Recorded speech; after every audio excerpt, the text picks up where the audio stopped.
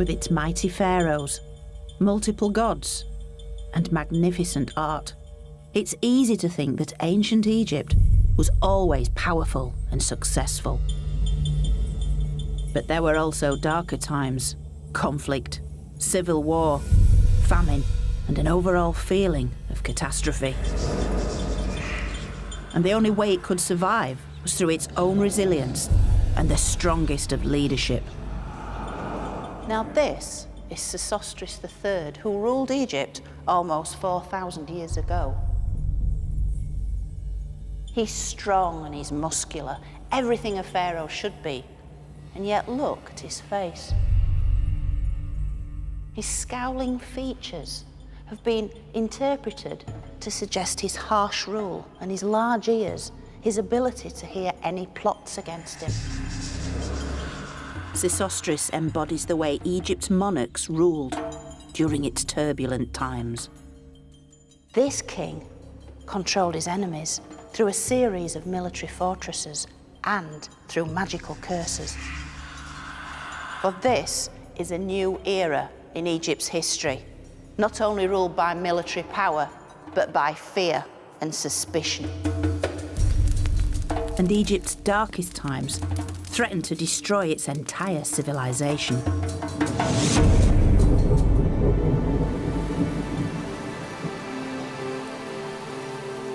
I've already explored how Egypt's ancient culture began thousands of years earlier.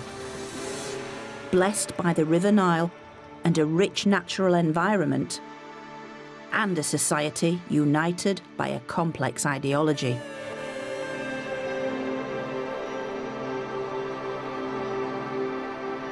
But in this episode, we'll see how the massive self-confidence of the Pyramid Age was not to last, as a dark age brought this civilization to the brink of annihilation. Make no mistake, this is the home of the dead, and we're in amongst them. These were times of famine, civil war, and anarchy. Kings have been reduced to something on a minuscule level. But this collapse triggered one of the greatest revivals of ancient times, with Egypt re-emerging more powerful and wealthy than ever before. Welcome to my story of ancient Egypt.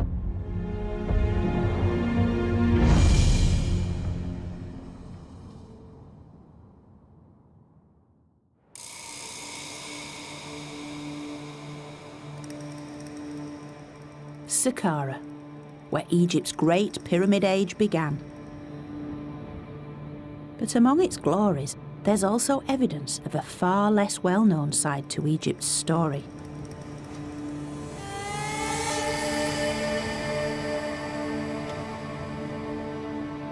Its descent into a dark age. The zenith of Egypt's Old Kingdom was the Great Pyramid at Giza, and only 200 years later, King Unas Causeway was created. It might not look much today, but it's the highlight of Unas Pyramid Complex, a 750-metre-long causeway which symbolically connected life and death.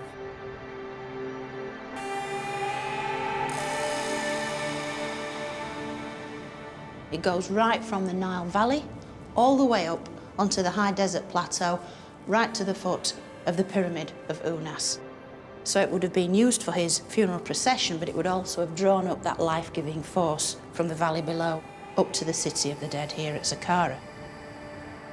A narrow slit in the roof once allowed enough light in, but the extraordinary thing is that this causeway was designed for a sole purpose: the king's funeral procession.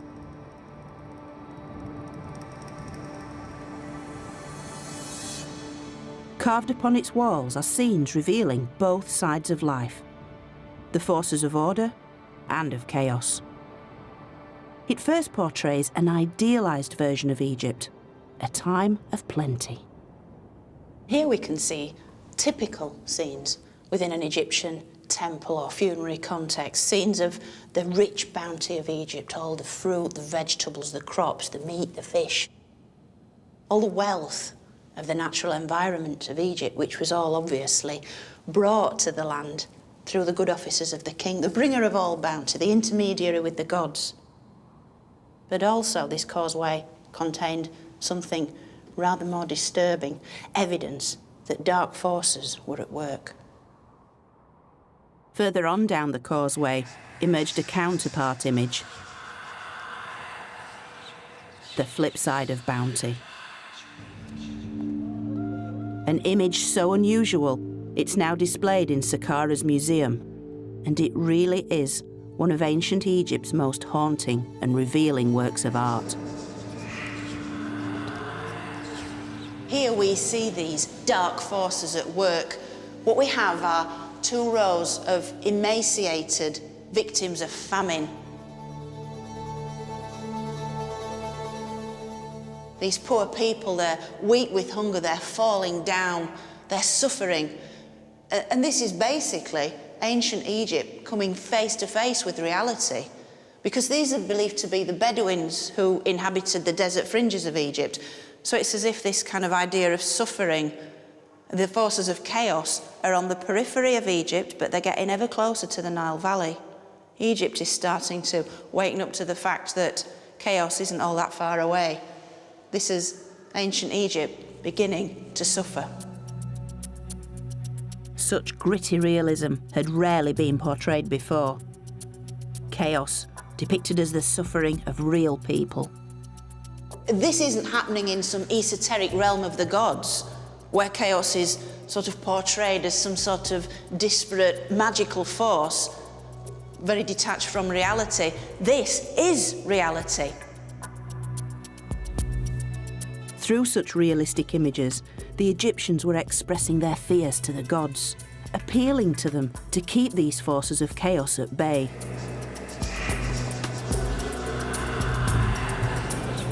But instead, the starving famine victims would turn out to be a chilling omen.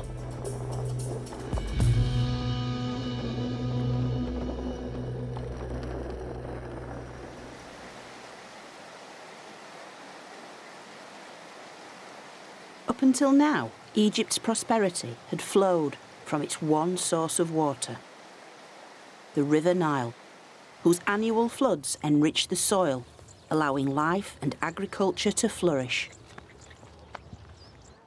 This natural abundance was the very bedrock on which Egypt and its perpetual world order was able to thrive. But this lifeblood was about to run dry. Evidence shows that at the end of the 3rd millennium BC, the Nile flood levels fell dramatically. As the very thing that brought them life began to diminish, the Egyptians believed that their gods had begun to abandon them.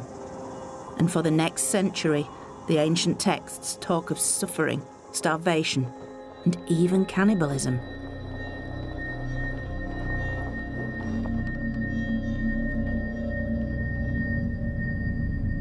Traditionally, Egyptian society had been built on the belief in the divine power of its kings. Without this belief, the Pyramid Age would never have been possible. But now, in its time of need, Egypt's king seemed increasingly powerless in the face of such natural disaster. And this would come to a head with a ruler who was well past his prime. Claimed to have lived for 100 years, he was Egypt's longest-lived monarch, King Pepi II.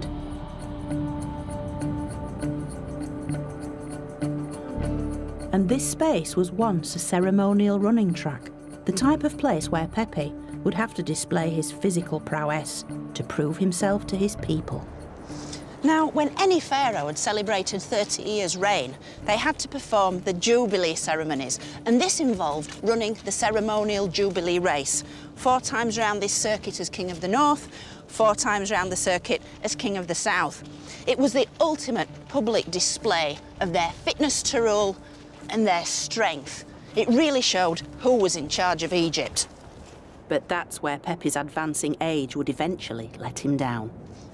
Of course, when Pharaoh was relatively young and fit, this would have been a great celebration. But in the case of poor Pepe, then in his 90s, it became all too clear that Pharaoh was no living god, and this really undermined the whole concept of what it was to be a pharaoh. Clearly as mortal as his subjects, any natural disaster must have seemed the fault of this less than superhuman king. And this combination of a weakening pharaoh and failing harvests led to rapid decline. Ancient Egypt now faced its first major political crisis, for the power and apparent divinity of the pharaoh that had been so very important in the Pyramid Age had now vanished. Everything that bound Egyptian society together had begun to fall away, and Egypt was plunged into a dark age.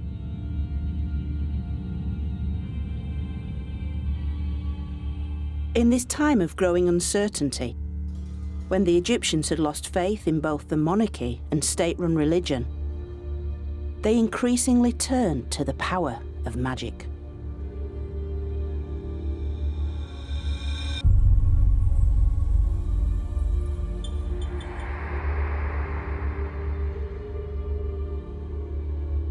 This is a rather unsettling thing.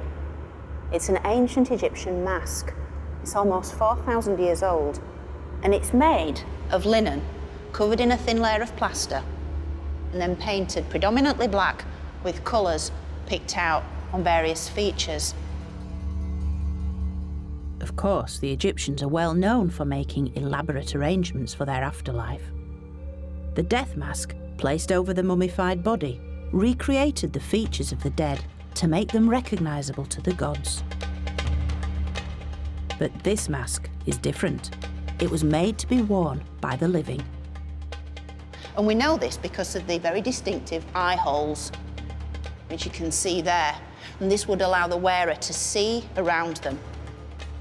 You can imagine when this was applied to the face, fastened on, tied on behind the head, it would transform that individual into a completely different entity.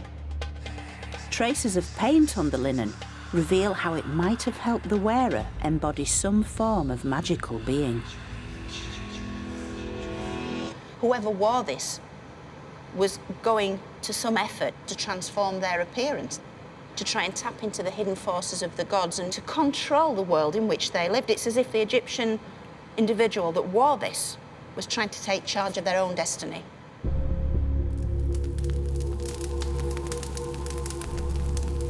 But the mask isn't the only evidence of magic. For in their dark ages, the Egyptians increasingly began to write out curses and spells on pots and figurines. Scrolled across one was the curse, "Die, Henui, son of Intef," a form of magic sufficiently small scale to be performed within their own homes. And one of the most graphic ways they did this was to take a piece of clay or a simple pot like this one and write upon it the thing or the person that they wanted to control. They often used red ochre because red was associated with the powers of destruction. So if I was doing this, I'd put on it the thing I'd want to stop, which are early morning calls and alarm clocks. So you've got to imagine Egyptians from all walks of life doing this. The priest wanting to protect the pharaoh, the soldier in battle against an enemy, or simply a hated love rival. So all sorts of Egyptians could be on the receiving end of something like this. And then, to activate the curse, they smashed the pot.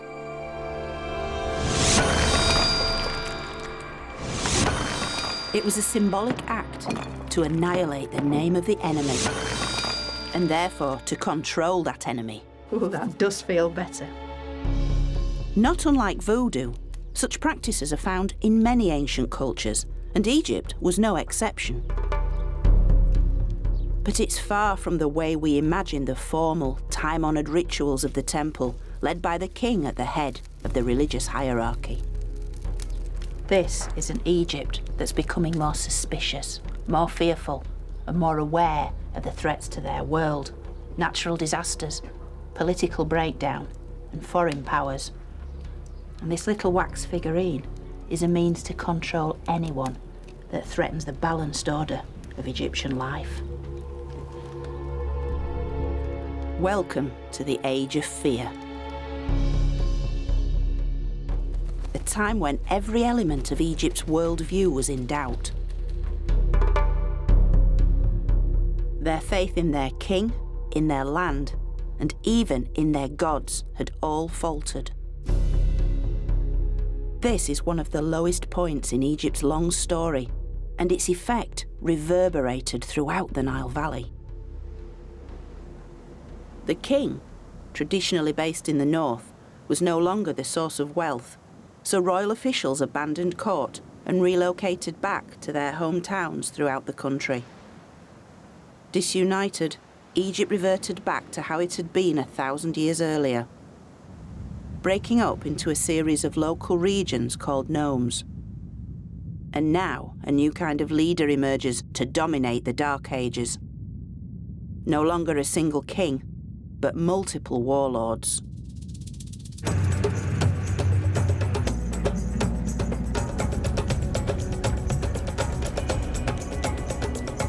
And we know much about one of them because he left his detailed autobiography in his rock-cut tomb at Moala, well away from the usual tourist sites.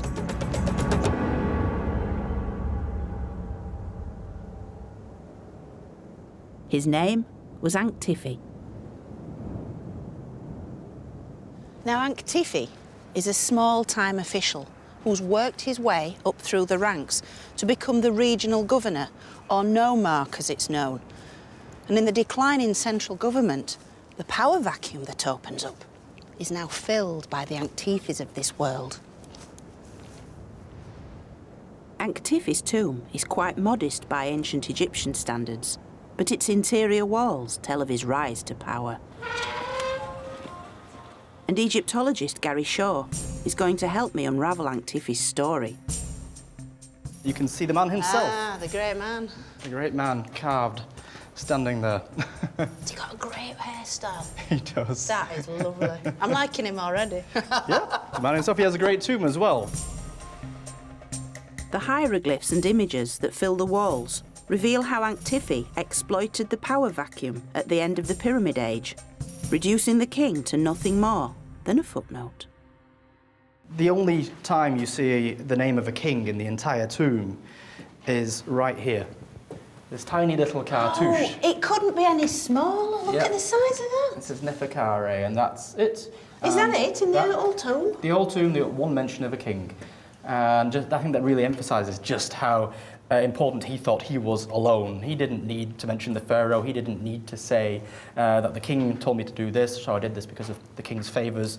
He just did it himself. That is extraordinary. I think that cartouche alone of everything in the tomb encapsulates this whole period. Kings have been reduced to something on a minuscule level, and the local rulers are shown on a huge scale, and it's all about them, isn't it? Ankh-Tifi had enhanced his own political career and wanted to ensure the gods were in no doubt as to his importance. So the elaborate language, once exclusive to the king, was now part of Ankh-Tifi's own boastful propaganda. This warlord was an egomaniac. He also says that he's a hero without equal, without peer. And you get that here. I'm a hero without peer. And pretty much almost every inscription in this tomb ends or includes this statement at some point inside. And what did he do to kind of justify these claims? He emphasises all the good things he did for the people. This was meant to be a time of drought and famine, so we're told in the texts, and he tried to guide them through this. He was managing it by feeding everybody and doing all sorts of good things, giving bread to the hungry, ointment to those without ointment, and sandals for those who were barefoot, and wives for those without wives. So it's basically telling us about a time of turmoil. Yeah, but he's probably just over-exaggerating, because the more he exaggerates just how awful it is, the more great he looks when he says, well, these are the nice things I did for everybody. Yeah. And you get this here. He talks about the entire south dying from hunger. Oh, look at that. That's Yep. a really graphic hieroglyph. I love that. The guy falling over, Oh, dead body. He's definitely dead. Yes. But then it gets even worse. It says that every single man is eating his children. He didn't allow this to happen in his nome, of course. Where he lived, everything was fine. And at the same time, he's also a fantastic warrior, we're told over here. Inevitably. How did I know that was coming? Yeah, absolutely, yeah. These texts on this particular column talk about his abilities as a warrior. In his biggest boast of all, Antifi, the local hero, almost claims the status of a god. I am the beginning and the end of mankind, since nobody like myself existed before, nor will he exist. In Egypt's Dark Age, warlords like Antifi had replaced the real kings of Egypt.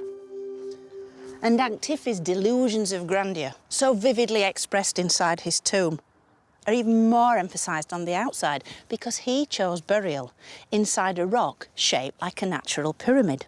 He wanted to be the local pharaoh. And in a way, he was, because whoever fed and protected the people also led the people. But as the power of warlords like Antifi grew, so did the conflicts between them. And over time, as they either defeated their neighbours or formed alliances with them, two separate dynasties of warlord kings emerged. One in the north at Heracleopolis, where they wore the red crown of Lower Egypt, and one in the south at Thebes, symbolised by the white crown of Upper Egypt. Egypt was a divided kingdom of two lands, and between them lay a war zone.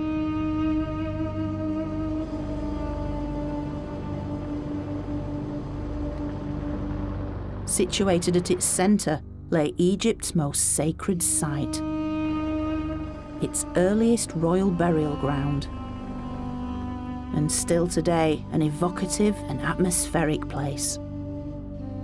This was the resting place of Egypt's first kings, whose mummified bodies were buried in elaborate burial chambers beneath the desert floor. A safe place for their souls, or so they thought.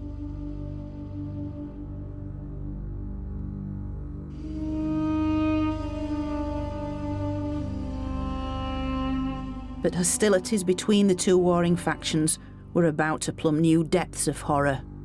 With an assault so blasphemous, it would change the face of Egypt forever. One of the most violent acts was recorded in later texts as the vile deed. For the northern warlord kings, fighting their southern opponents here, actually desecrated these royal tombs. For their troops set fire to the tombs and destroyed the royal mummies. At a stroke, Egypt's physical link to its ancient past was severed. Such an act of desecration was completely unimaginable, and the Egyptian people were rightly appalled. Although the northern kings deeply regretted what their troops had done, the destruction was irreversible, and the origins of Egypt's royal past lost forever. Of course, the problem with such times of destruction is that there's very little left of them for us Egyptologists to find. But clues do remain if you know what you're looking for. Today, what's left of the violation of this royal burial ground is surprising. Thousands upon thousands of broken pots. Although most are not part of the destruction itself, they represent centuries of atonement for the loss of Egypt's physical connection with its past.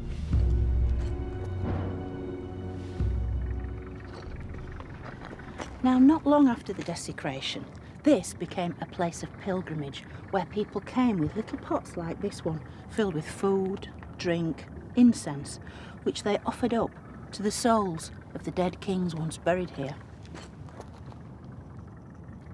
It was believed that at death these souls of the kings had joined with the soul of Osiris, god of the dead.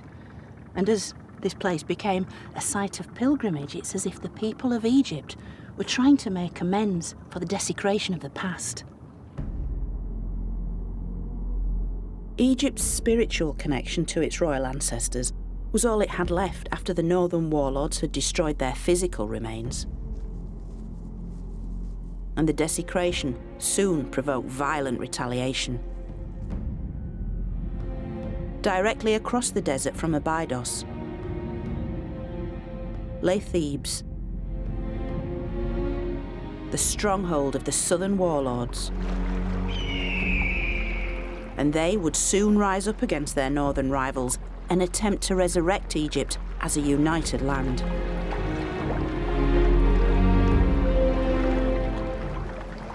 Back in 2000 BC, Thebes was a one-donkey town, and yet its warlords had two distinct advantages over other leaders. They lived on a bend in the Nile called a Kenna Bend, a strategic control point of rich farmland.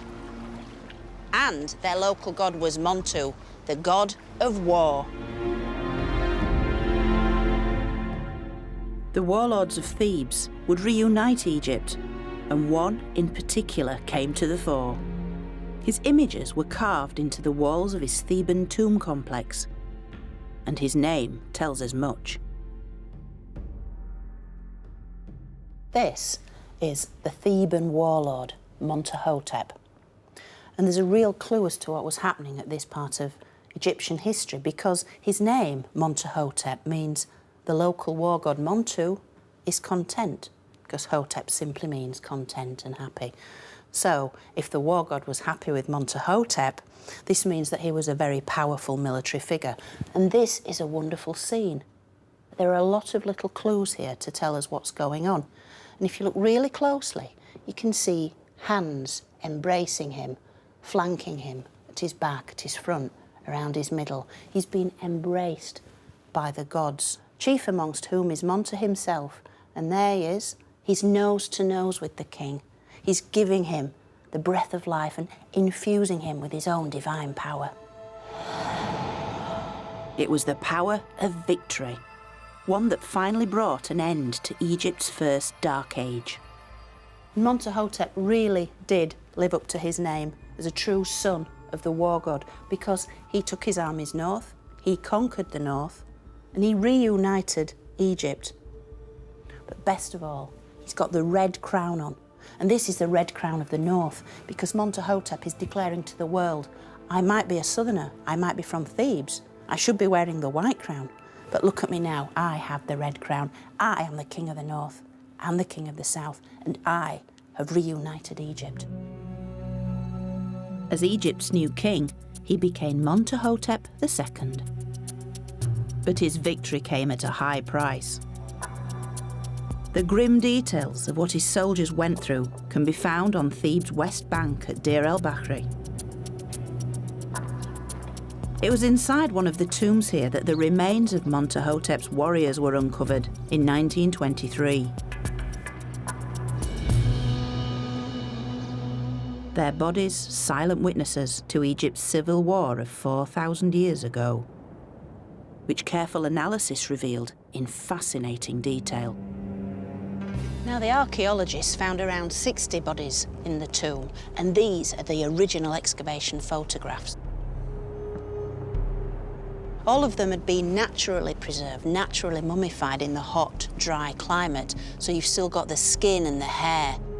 And crucially, evidence of how these men had fought and died. Some of these bodies had been pierced by arrows. This one goes right into the left side of the chest. Others had actually been buried with these leather wrist guards that archers use. 10 of the warriors had been killed with ebony-tipped arrows. But in others, the wounds are even more brutal. You can see here somebody's hit this man on the head with a real whack, and you can see this very, very graphic area of damage there. And after these series of furious blows had been rained down on these poor guys, they lay helpless on the field of battle, their bodies picked at by vultures. You can see here the dreadful damage. It's such a profound image. The bodies reveal evidence of the weapons used against them as they fought for control of Egypt. Arrows, slingshot, and even rocks had been hurled at the warriors from above. Eventually, their bodies were collected from the battlefield and carefully wrapped in linen. This linen bore the insignia of the Theban tomb complex, belonging to their leader Montahotep. But just as significant as the bodies themselves was where Montahotep chose to bury his fallen heroes. Today, the warrior's resting place is a little-known sealed tomb. But 4,000 years ago, Montahotep honoured his dead soldiers with a burial amongst the graves of his highest officials, making them part of his monument to victory. The new king had created what could well be the world's first known war cemetery. Now, I'm lucky enough to have been given special permission to see Montahotep's soldiers for the first time. These guys are going to be taking down the tomb wall for me, allowing me to actually meet the very people who fought in Egypt's civil war around 2000 BC. So I am very, very excited.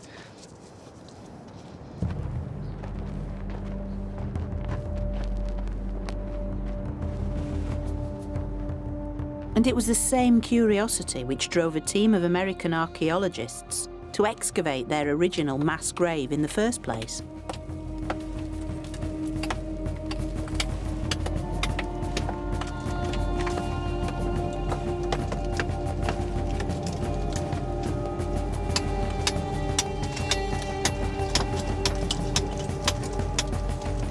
Now reburied in a neighbouring tomb, the bodies of Montahotep's soldiers have rarely seen the light of day since their discovery over 90 years ago. كله تمام ولا؟ كله تمام. شكراً جزيلاً. شكراً. مية مية. Now, this is really, really super frustrating, but in the interests of health and safety, I can't go in there immediately, much as I really want to, because all the stale air's built up as the wall's being sealed, and we've really got to let this out with all the fungal spores and the bacteria and everything else that's so detrimental to health.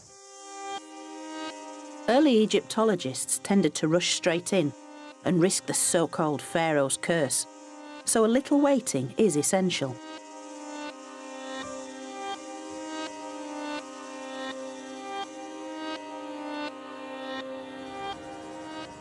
I can't believe we're actually going to enter this tomb now.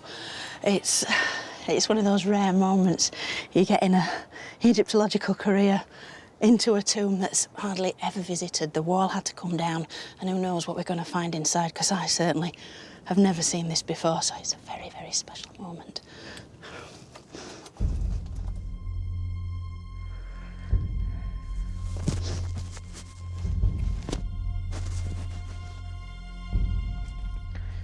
This literally wasn't at all what I expected. Nobody knew what to expect. It's staggering. I've never, ever been into a tomb quite like this before. The mask is a very good idea because there's all sorts of things floating around in the atmosphere in here, not just the dust of ages, but the dust of human beings. And as such, we have to be very, very respectful. It's a large rock-cut tomb, and although its walls are unfinished, it's typical of those created for courtiers and officials throughout these cliffs. Wow, it's a mummified body. It's absolutely incredible. Oh, that's quite something.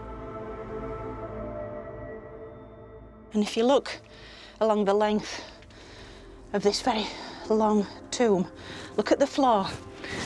This isn't stone. These are human remains and mummy wrappings. And there are chambers and corridors leading off, again full of wrappings, the linen of ages.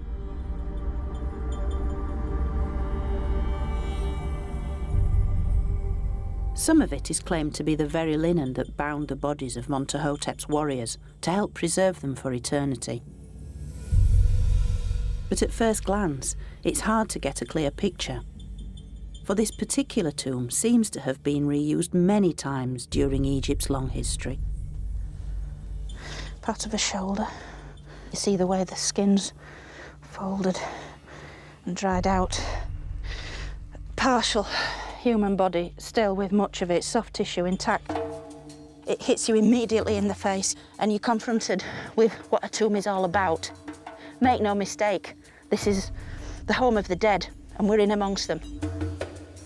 It's a very, very emotive and powerful place to be. But what's striking is how little is left of their bodies.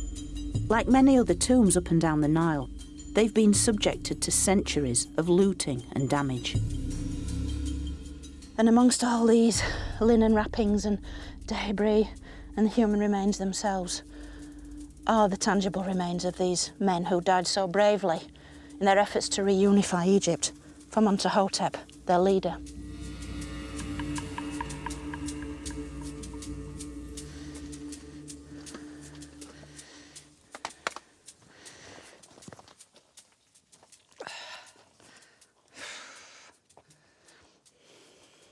Having just come out of that tomb, I have very, very mixed emotions.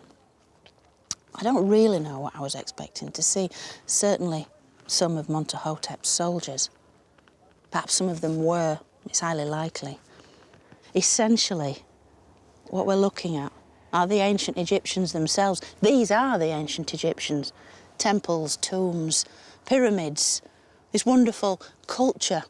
It's all well and good studying these esoteric aspects that are distinct and marvellous and grand, but when it comes down to it, the things we should really be interested in are these people.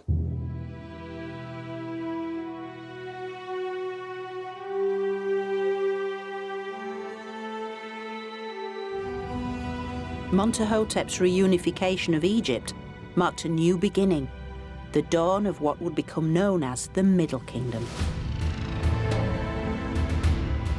And the rise of Thebes.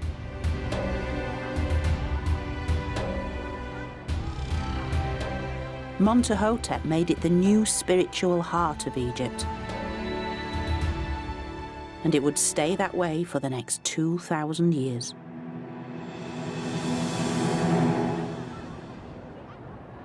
But whereas the war god Montu had dominated the previous century of Egypt's story, the deity that now took centre stage was Hathor, the goddess of love, joy, beauty, and motherhood. The goddess whose origins can be traced right back to the earliest of times. And believing that Hathor dwelt in the cliffs of Deir el-Bahri, Montuhotep chose this site not only for his war cemetery, but for his own tomb complex. It was Montuhotep that first built here, in this dramatic place where the cliffs meet the desert. Believed to be the home of the goddess Hathor herself, it was a fast track to the afterlife. And for Montuhotep and his men, who'd lived and died by the war god Montu, they all now rest in the eternal embrace of Hathor.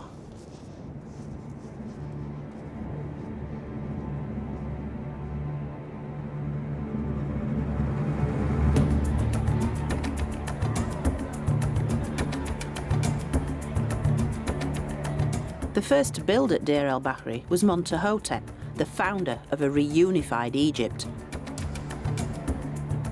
He was so influential that almost 600 years later, female pharaoh Hatshepsut built her own funerary temple right next door to tap into the religious and political power of her illustrious predecessor.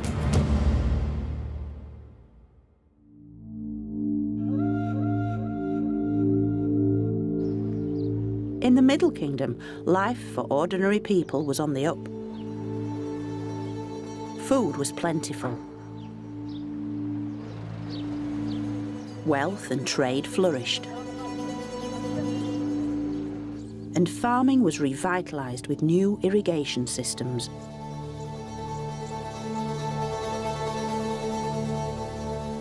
Yet the Dark Age had nonetheless left its mark on the Egyptian mindset, as revealed in the way they prepared for the afterlife. In the Old Kingdom, tomb walls were often covered in elaborate scenes and texts, replicating an idealised version of the Egyptian world. But in the Dark Ages, people had seen their sacred sites ripped apart, So instead of such tomb art, many in the Middle Kingdom opted for its cheaper equivalent, with something much smaller and much more intimate.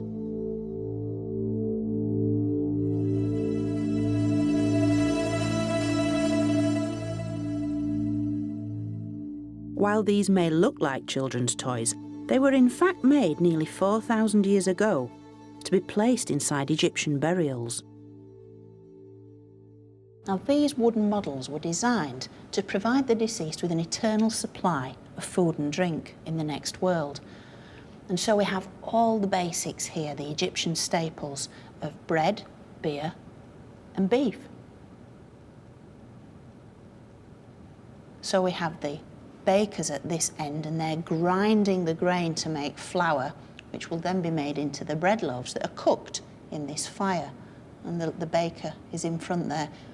The arms are quite damaged, but presumably shielding his face from the heat, as we know from other examples. Move to the middle, and we have the butcher here, and he's cutting the throat of this ox, and the legs are bound here to keep the animal in situ while the deed is done. And then we move on to the end, and we have the brewer. This is a fabulous, fabulous example, because he's pushing the mash through a sieve, and the sieve's even being drawn on there, on the top. Actually, in proportion with the rest of it, this individual's ordered rather more beer than either bread or beef, because this section of the model is almost half its length. But you can see the vats of beer carefully laid on their side. It's a wonderfully evocative piece.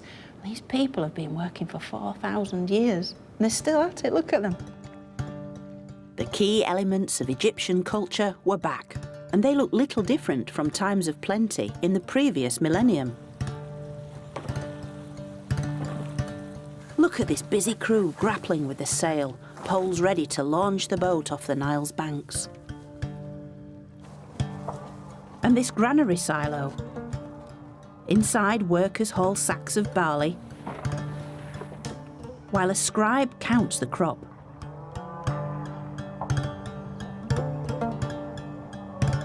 And of course, there are also female figures. In Egypt, women enjoyed much the same status as men, unlike their sisters in many other parts of the ancient world. They're also producing one of the Egyptian staples, but linen, the cloth, which was used to make pretty much every Egyptian garment. When you see this standing woman here, she's spinning the thread with this spindle.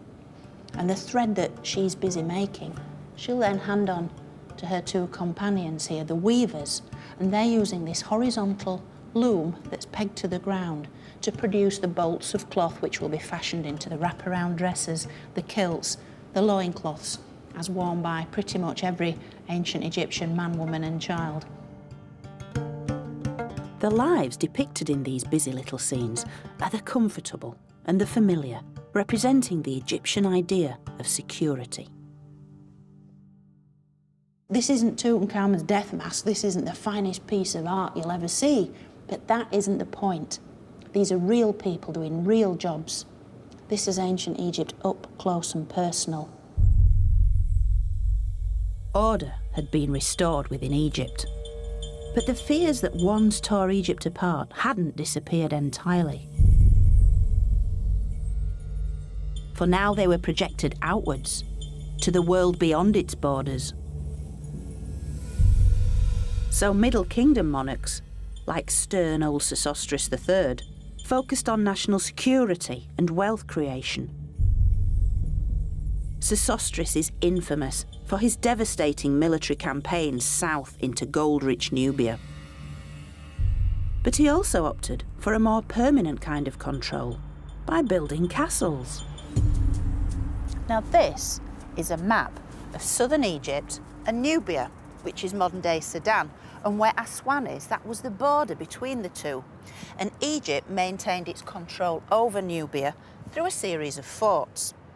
With around 8 of these built by Sesostris himself, these Middle Kingdom forts were within signalling distance of one another, along the southern Nile, down into Nubia.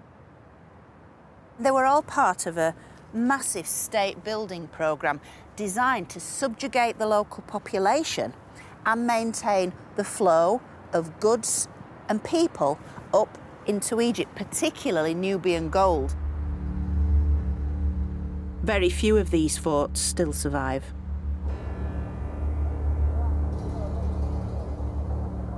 These are some of the last images ever recorded of the largest at Buhen.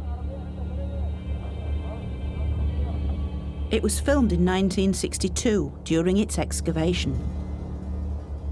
And after the creation of the Aswan Dam, these massive mud brick walls disappeared forever beneath the waters of the new Lake Nasser.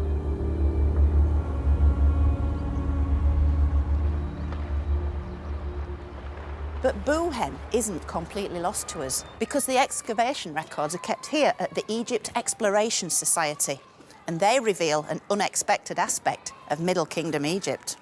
As well as photographs, they hold architectural plans of the fort drawn up during the excavations, giving a real insight into the immense scale of the Egyptian crackdown in Nubia. Hiya, Chris. Hi, Joe. How are you? I'm well, thank you. Good. Oh, this looks like an amazing photograph. Yeah. What does it actually show? Well, this is an aerial photograph, Joe. So what we can see here, along the bottom, this strip is actually the River Nile.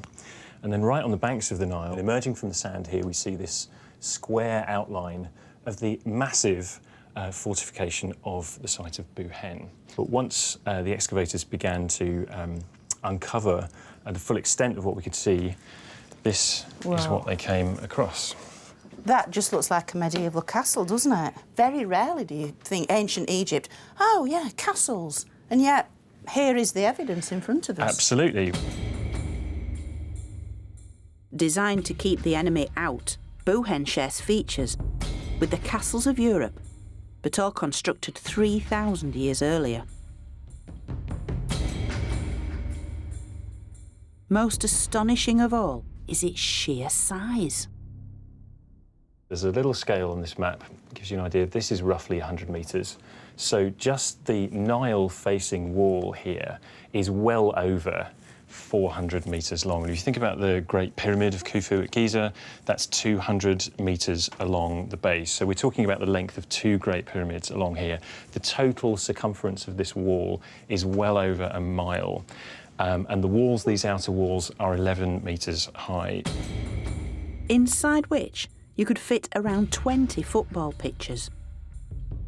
Because as well as controlling the Nubian gold supply, Egypt intended to rule by intimidation.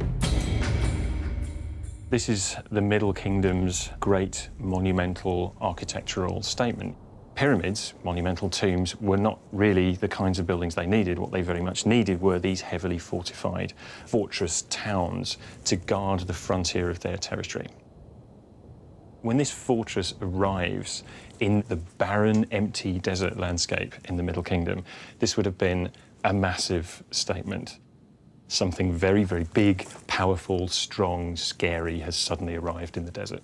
So anybody travelling from Nubia north into Egypt has to sail past this, and this would have taken quite a while to sail past, wouldn't it? Absolutely, yeah. Imagine looking up, you're in a little boat on the Nile and you're looking up and up and up and up, Yep. and you can see all these arrow slits, people training their arrows perhaps on you, just, you know you're being watched. It's Yeah, that big exactly. brother mentality, isn't it? Exactly.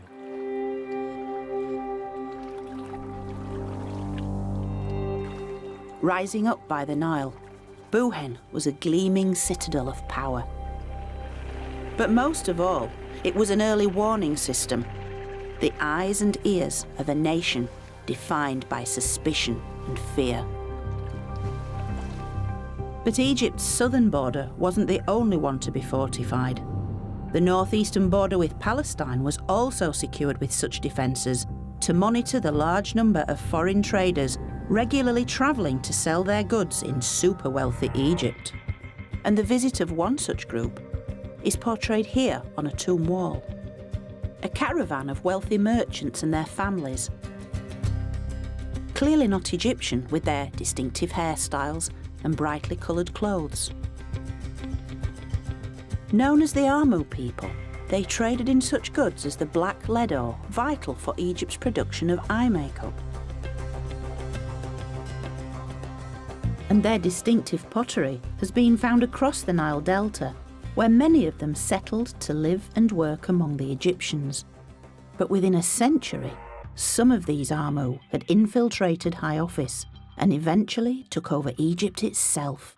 Now, these nomadic Amu people who came in and out of Egypt on a regular basis to trade are portrayed here in this wonderful tomb scene. And yet the most important part of the entire scenario are three small hieroglyphs right in the middle. They reveal one of the other terms the Egyptians used to name the Amu.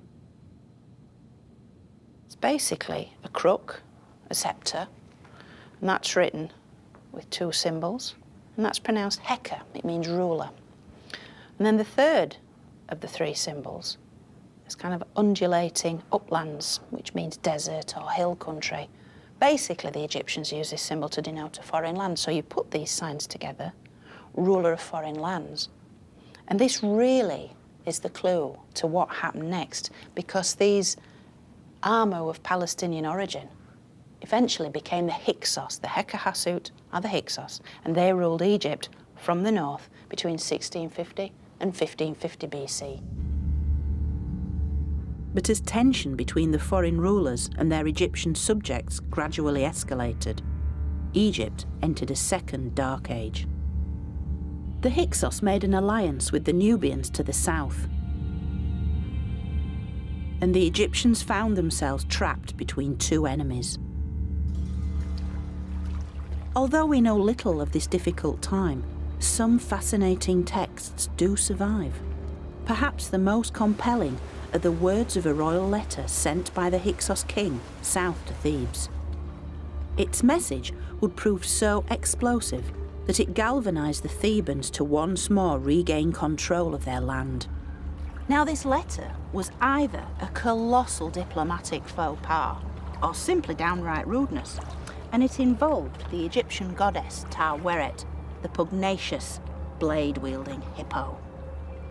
Taweret may have been a protective deity, but she was also a ferocious creature,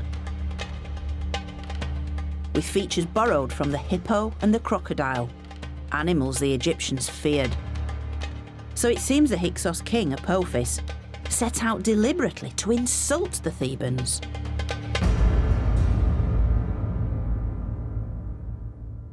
Now, the letter takes the form of a complaint in which Apophis is basically complaining that the bellowing of the sacred hippos in Thebes is keeping him awake at night. Expel the hippopotami from the lake. They do not allow me to sleep day or night because their noise is in my ear. Now, many have taken this to be a rather eccentric comment, but I think it actually alludes to the powerful women of Thebes. It seems that Apophis is actually comparing the wife of the Theban leader with the feisty hippo goddess herself. And soon it will be the Thebans who would decide that the Hyksos had had their day. They had to go. And soon this war of words had escalated into armed conflict between the two powers.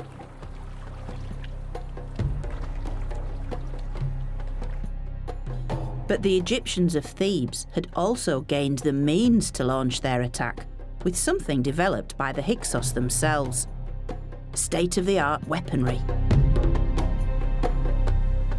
In particular, a new kind of bow, known today as the composite bow. It would revolutionise Egyptian warfare. Wasn't it a lovely shape? It's a beautiful thing. This may look like a bow made of solid wood, similar to those the Egyptians had always used. But the secret of the composite bow is all down to the elements within. It's composite because it's made out of different materials all joined together. So there's a wooden core forming the centre of the bow, but inside the curve, on the belly of the bow, is horn glued onto the wood, which forms a really powerful spring. So the cow horn will go there? Yeah, that's right, on the inside of the curve. And then on the outside of the curve, an even more unpromising material, sinew, which looks like something the cat would enjoy. And then it's all covered over with birch bark to protect the glue from the elements.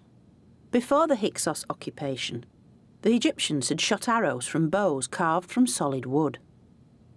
They were quite large, unwieldy, and only effective at fairly close range. But in the composite bow, animal horn added flexibility and the sinew strength, It's a clever combination of ingredients, isn't it? making it the ultimate in ancient archery. It just asks you to do that, doesn't it? It does. It's fabulous. There's a real sense of power behind this, isn't there? It's a beautiful thing. Let me show you. So this is why it's such a game changer, really, because it's a bow that you can use. It's quite short, you can use it in a chariot, and yet...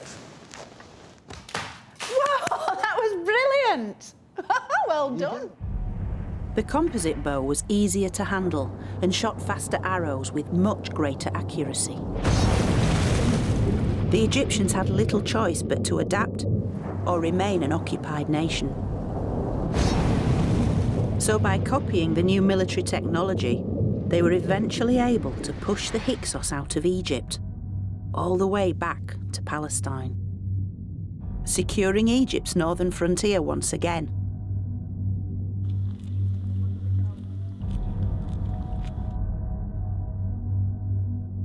And when the new bow was used in conjunction with the other Hyksos introductions, the horse and chariot, the three combined to express the power and supremacy of Egypt's new Egyptian rulers.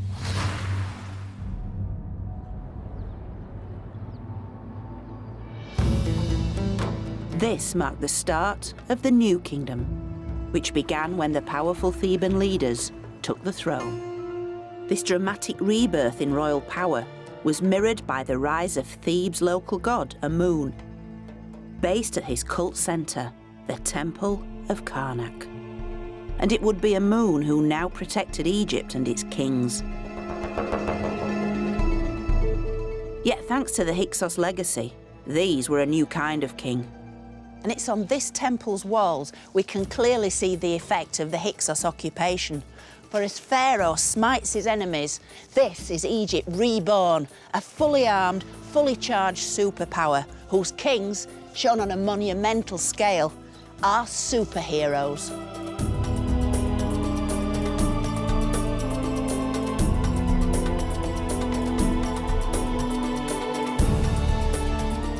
Over some 800 years since the Pyramid Age, Egypt's story had been one of upheaval, collapse, finally rebirth. The Egyptians had reclaimed their culture and entered a truly golden age.